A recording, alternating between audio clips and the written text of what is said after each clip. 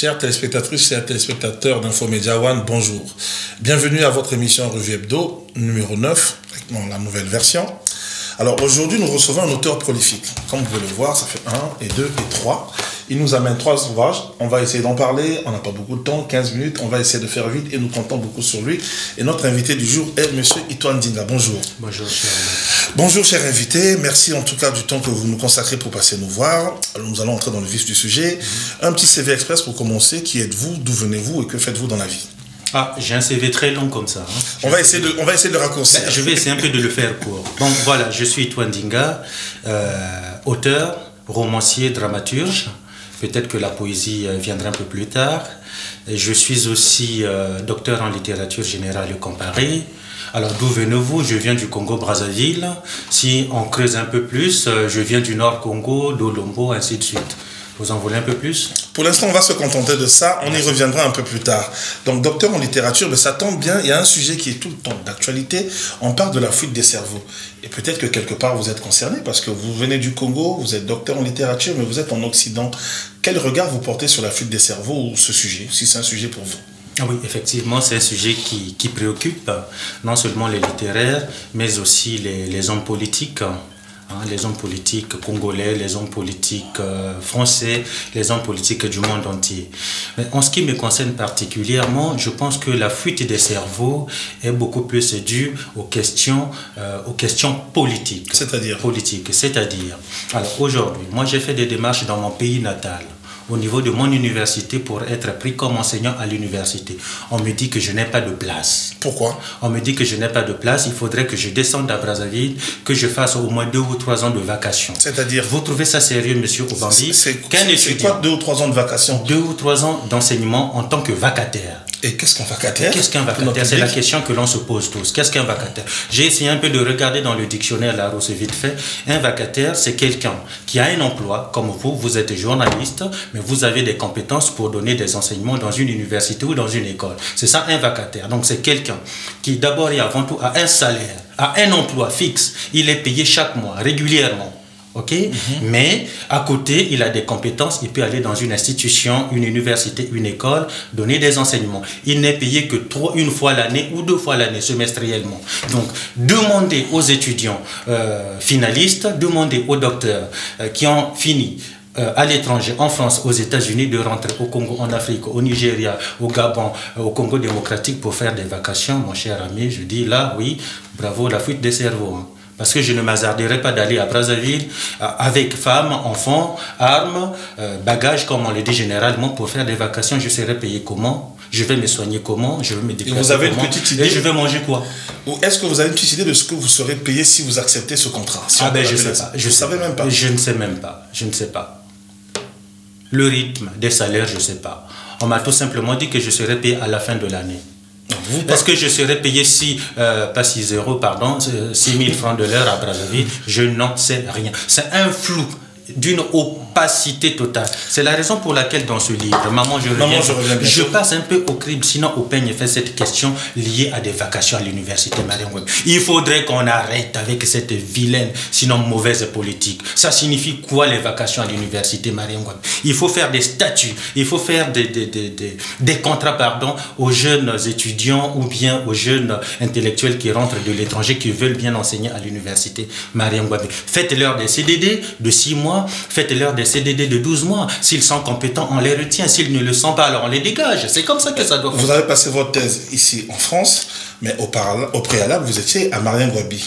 Vous avez commencé vos études supérieures. J'ai commencé mes études supérieures à l'université Mariam Ngouabi jusqu'en licence. Et à cette époque, il y avait déjà ce système de vacation. Le système de vacation, il perdure. C'est la raison pour laquelle je dis que cela relève d'une absurdité. Et pourquoi ils ont mis en place ce système? Je ne sais pas qui l'a mis en place. Le problème, c'est qu'il fonctionne, ce système. Et il fonctionne comment? Les enseignants, souvent en Afrique, font des grèves pour toutes les raisons du monde. Tant mieux ou tant pis, ce n'est pas la question. Mais est-ce que, quand vous avez passé vos 3 ans de licence, il y avait eu quand même des mouvements de grève pour que ce système de vacation prenne fin, que ça s'arrête? Non. Je n'ai jamais connu de grève à l'université Mariam Ngouabi concernant le système de vacation. En tout cas, je suis resté à l'université Marien Ngouabi pendant 4 ans à peu près. Je n'ai jamais connu de guerre, de grève, excusez-moi. Là, c'est révélateur. Effectivement, parce que le banquet de Nganga Mayele parle effectivement de ces guerres. Hein. Donc, nous allons y revenir. Voilà. Donc, je n'ai jamais connu de grève à l'université Marien Ngouabi concernant le système de vacation. Oh, bien, monsieur Ito Ndinga, nous allons faire une petite pause, histoire de manger un peu, faire tourner la popote. Voilà, avec une petite page de publicité. On peut effectivement passer dans le banquet de Nganga Mayele. Il y a à manger et à boire. Merci. On se retrouve tout de suite pour la suite de notre émission.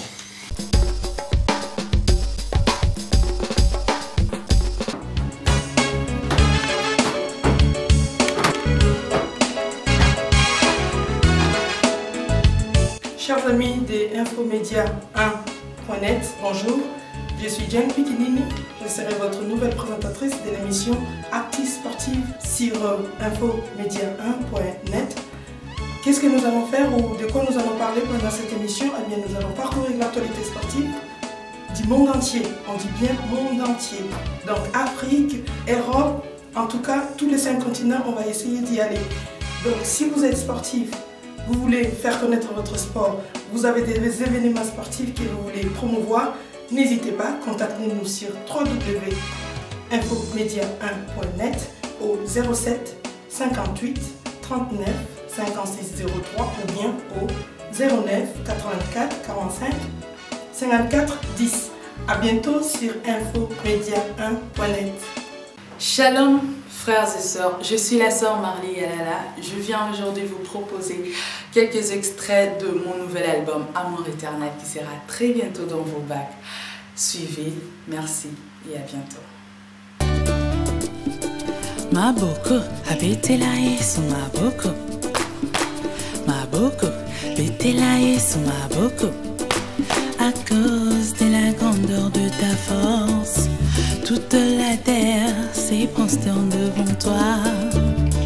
Je veux louer, célébrer tes bienfaits. Jésus la force, Jésus qui sauve.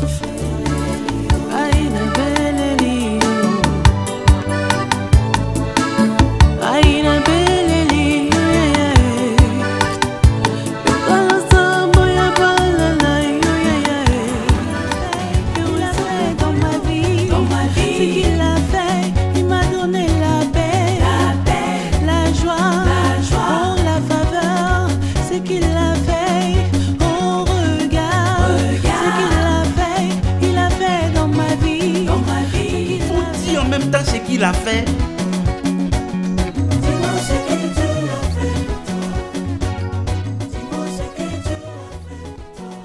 Chères téléspectatrices et chers téléspectateurs, nous nous retrouvons pour la suite de notre émission. Et je vais en profiter pour saluer au passage ce que je ne fais jamais, j'oublie toujours de le faire, nos 2 réalisateurs, Arnaud Nvouma et Junior Kadia, qui chaque semaine réalisent un travail de qualité que vous appréciez parce que vous me le dites souvent, mais j'oublie de le leur dire ou de leur faire part, surtout en direct. Alors, notre invité du jour est M. Ito Ndinga, universitaire, spécialiste de la littérature et auteur de ces 3 ouvrages dont on va essayer d'en parler. Alors, je vous ai réservé une petite surprise. Et j'espère vraiment que ça va vous plaire. J'ai en direct quelqu'un qui vous a lu. Mais il a lu notamment « Maman, je reviens bientôt ». Alors, est-ce que notre invité est en ligne, notre invité surprise? Oui, je suis en ligne. Parfait. Alors, j'essaie de me pencher parce que voilà, ce sont les moyens de bord qui font ça. Donc, nous avons notre invité. Vous avez lu son livre. Vous avez un petit moment pour vous présenter à lui et pour lui dire ce que vous avez pensé de son livre « Maman, je reviens bientôt ». Oui. Alors, bonjour mon frère Ito Ndinga. Bonjour. Voilà, Marteg Kalagambemi. Enchanté. Tu m'as dédicacé ton livre. Oui, je me rappelle. Voilà. Écoute, j'ai été très content de le recevoir de la part de notre frère Obamenga Kosso. Alors, le temps imparti ne me permet pas de parler aussi longtemps sur mon livre. Je l'ai lu, j'ai voulu faire une photo et écrire sur Facebook. Je n'ai pas eu le temps. Cependant, je veux seulement te dire que j'ai bien apprécié ton livre, j'ai bien aimé. il y a des propos qui m'ont peut-être pas plu. Je me suis dit, c'est un enfant qui veut arrondir les points pour ne pas alarmer sa mère, vu que le fils est très très loin, à 10 000 km de chez elle. Je voulais, s'il m'était possible, conseiller ton livre aux jeunes Congolais, la première partie de ton livre aux jeunes Congolais qui veulent venir étudier en Occident, en France en particulier. Donc ce livre peut leur servir à préparer le moral, parce que il a décrit les difficultés qu'ils connaissent, même un peu extrapolées bien sûr, les jeunes étudiants congolais à l'étranger. C'est la première partie. La deuxième partie par contre, c'est ce qui a retenu mon attention. La deuxième partie, c'est le racisme en France. Là, je n'ai pas du tout été d'accord avec toi, parce que quand tu dis que la France leur a tout donné, mais ils ont tout gâché, en parlant des Noirs et des Arabes. Alors je me suis dit, mon frère Ethan Dinga n'a pas vécu ce que moi j'ai vécu en France. Le racisme existe en France. Oui, c'est vrai que dans certains... il y a une partie où je ne dis pas que le racisme existe en France, mais ce sont des attardés et tout. Je dis que non, c'est faux. Il y a vraiment un racisme latent en France et il ne faut pas le taire, il faut en parler. En France, il y a des choses qui sont très cachées. Par exemple, quand les gens cherchent le boulot, voilà, tu l'as dit toi-même, maman, ton fils est docteur, va travailler comme préparateur des commandes. Voilà ce que c'est que la France. Et j'espère que dans tes prochaines publications, de prochains livres, tu essaieras un peu de parler de la réalité de ce qui est en France, mais pas de la cacher. Merci. Voilà. Merci beaucoup. On va passer rapidement la parole à notre invité, qu'il dise un mot là-dessus et puis on va continuer notre émission. Là, Ethan Dinga, vous êtes interpellé. Oui. Merci beaucoup, monsieur... Martin Gambemi Ngakala. Voilà, monsieur Ngakala, c'est plus simple. Voilà. Je connais beaucoup de Ngakala, donc ça va aller beaucoup plus vite en parlant de Ngakala. Ok, très bien. Merci d'avoir lu mon livre. Je suis très, très, très flatté des commentaires que vous faites sur... Non, tu peux me tutoyer, mon frère. Il n'y a pas de souci. Les commentaires que tu fais sur mon livre. Mais je voudrais d'abord te dire que Maman, je reviens bientôt, c'est la suite d'un autre roman. C'est le roman des immigrés, qui a été publié chez l'Harmattan. Que nous n'avons pas ici. Voilà, que nous n'avons pas ici en studio, que vous n'avez pas encore lu. Mais je vous trouverai un exemplaire, je te trouverai un exemplaire à toi. Ok? Et voilà, Maman, je reviens bientôt. Oui, effectivement, comme le dit le philosophe Sébastien Mathiongo, c'est un bon livre. Un partage culturel entre une mère et son fils qui réside en France. Alors, concernant le racisme, oui, tu as raison. Mais je crois avoir dit dans ce roman que la France n'est pas un pays raciste, mais il y a des racistes en France. Un pays raciste et avoir un pays qui a des racistes en France, c'est pas pareil. Même chez nous, je l'ai dit aussi dans le roman, même chez nous en Afrique, on trouve aussi quelques bribes de racisme, que ce soit dans nos contes, que ce soit dans nos histoires, il y a toujours ces bribes de racisme. Déjà la xénophobie, le clanisme, si on peut l'appeler ainsi, le régionalisme, ce sont des formes de racisme. Alors, donc le racisme pour nous, c'est pas quelque chose de typiquement français, c'est pas quelque chose de typiquement occidental. Ce n'est pas parce que je suis immigré en France que je suis confronté à un certain nombre de problèmes de réalité que tout de suite je dois verser dans cette conception. Tenez, en Téké, il y a un conte qui dit, bon, moi je parle pas Téké, mais bon, je l'ai suivi quand même. Il y a un conte qui dit, un monsieur est venu nous voir, il était pâle comme Obéa. Obéa, ça veut dire quoi? Obéa, c'est un ver de terre tout blanc. Vous voyez déjà l'image? C'est une image caricaturale. Et je pense que nous aussi, dans nos traditions, on verse un peu aussi dans dans le racisme et dans la xénophobie. Bon.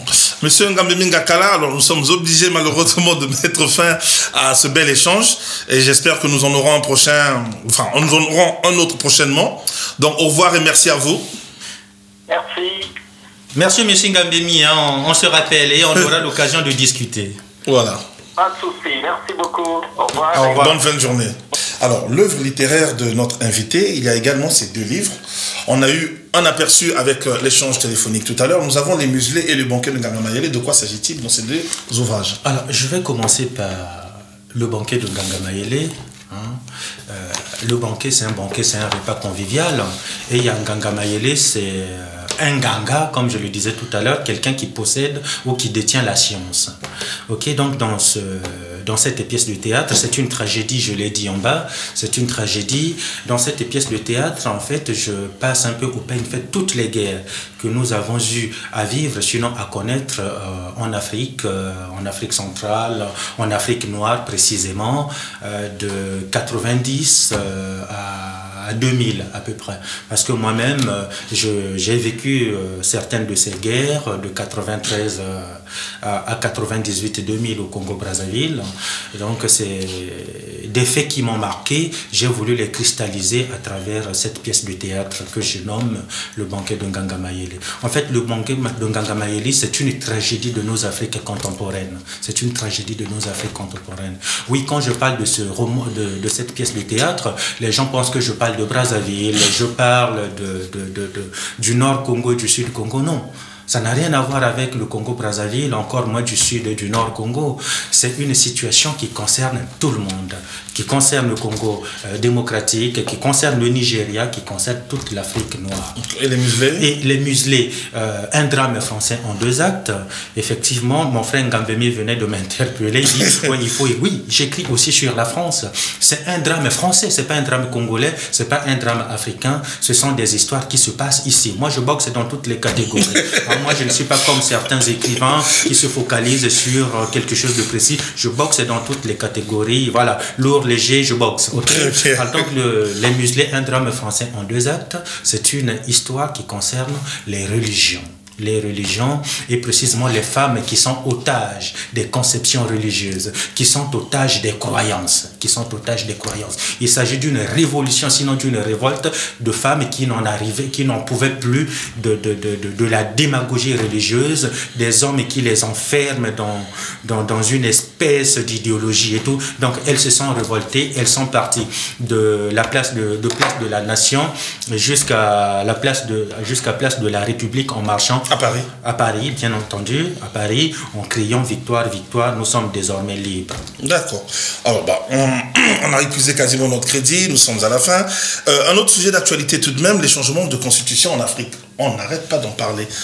Quel regard vous portez là-dessus? L'homme de lettres ou simplement l'écrivain, je sais pas. Bon, ça c'est une question qu'il faudra poser logiquement aux hommes politiques. Bon, vous dites homme de lettres, écrivain, donc je suis aussi scrutateur des sociétés, bien entendu, observateur, un écrivain. Comme Sénèque. Voilà, comme disait Daniel Madelena, il est dans une société et il ne peut pas s'arrêter pour ne pas écrire sur les faits sociaux. Mais les changements constitutionnels, le changement ou non des révisions ou changements, comment on appelle ça, les changements des constitutions ou révisions. C'est un bon sujet, mais quand on parle de ça, tout de suite je dis que c'est une question qui touche à la racine d'un arbre. Quel est cet arbre? Cet arbre s'appelle démocratie. Alors là, une question me vient à l'esprit. Est-ce que le continent, les États africains sont-ils des États démocratiques? S'ils sont des États démocratiques, c'est que les Africains sont des démocrates. Alors, puisque les Africains sont des démocrates, donc ils sont capables de prendre leur avenir à bras-le-corps. Ils ont les clés d'ouvrir tout comme de fermer. Ils ont les clés pour apporter des changements dans leurs États, d'apporter ou non. D'accepter de réviser ou non les constitutions, parce qu'ils sont conscients des enjeux. Un démocrate, on n'est pas démocrate par hasard, cher Obama. Si les Africains sont des démocrates, ça veut dire qu'ils ont les clés pour ouvrir tout comme pour fermer. C'est une bonne idée. Voilà. Mais démocratie aussi, cher Obambi, rime avec indépendance et autonomie.